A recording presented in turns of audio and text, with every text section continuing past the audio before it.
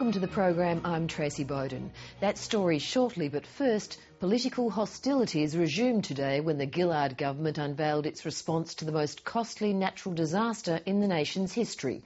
A one-off levy on taxpayers that will raise almost $2 billion. The government will make up the rest of its $5.5 billion share of Queensland's reconstruction cost by cutting spending elsewhere. The opposition says more spending cuts are needed, not a new tax.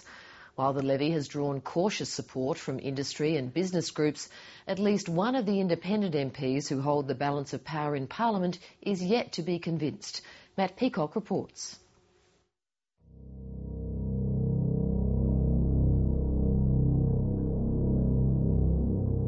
The sheer impact of the floods in Queensland and elsewhere has been immense. It's Australia's most expensive natural disaster, causing an estimated $5.5 billion worth of damage to public infrastructure alone.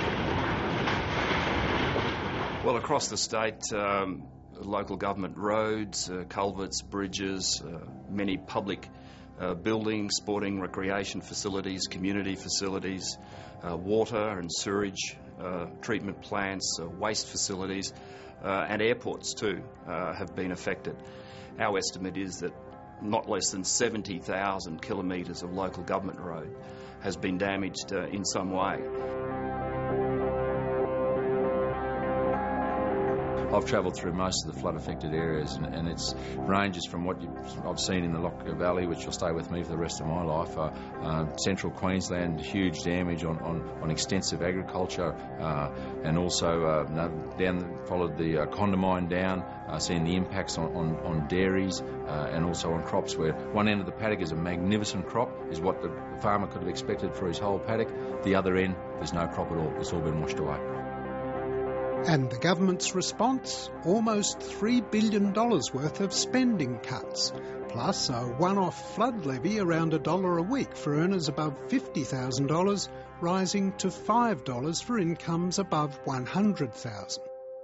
Solely borrowing to rebuild Queensland is a soft option, and I am not prepared to do it. My Cabinet's job is to make the decisions which will bring the budget to surplus in 2012-13. In a growing economy, we pay as we go. The opposition wants no tax and deeper spending cuts. We must pay what's needed to reconstruct Queensland and Victoria after these terrible floods.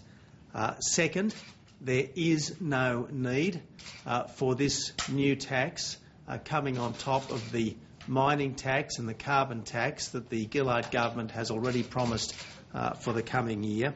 Third, the $1.8 billion that the flood tax will raise should be met through spending cuts.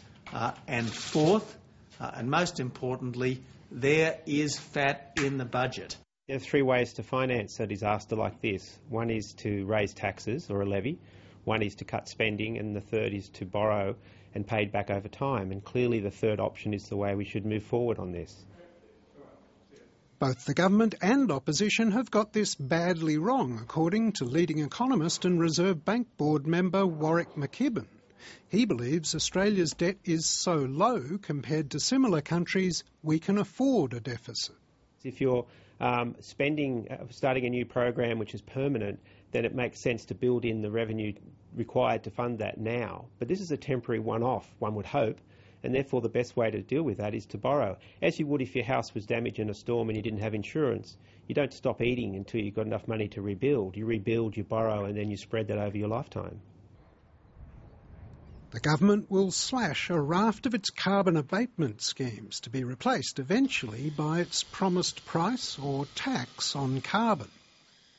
I'm abolishing, deferring and capping access to a number of carbon abatement programs.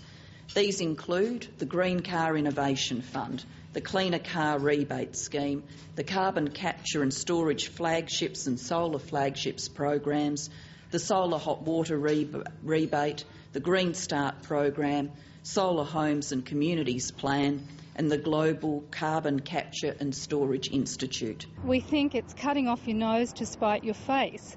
to cut climate change programs to fund disaster relief when we know that climate change is causing more disasters yet to come. The government will need the support of the Greens and the Independents for it to have any hope of passing the tax into law.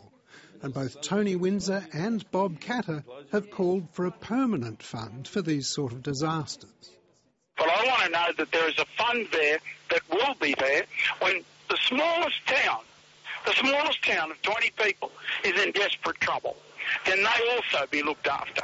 And the Greens aren't the only ones upset by the cutbacks, with the automotive industry warning that the dumping of the green car program will deter overseas investment.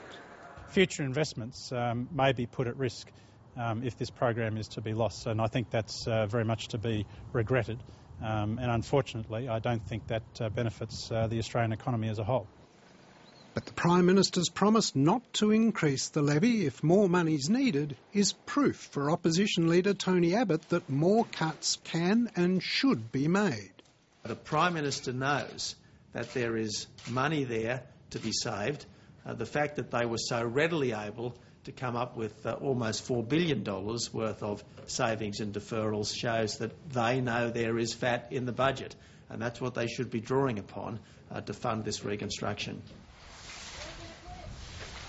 The flood levy has nonetheless drawn cautious support from the major employer and industry groups, and in Queensland itself, the peak body representing farmers has no doubts. We need to get money into the areas that have been affected, and no spending or spending cuts are one thing, but we need a big cash injection in the short term to get this up and running. If it's the levy that's going to provide that, well, that's something that hopefully is going to work. Matt Peacock with that report.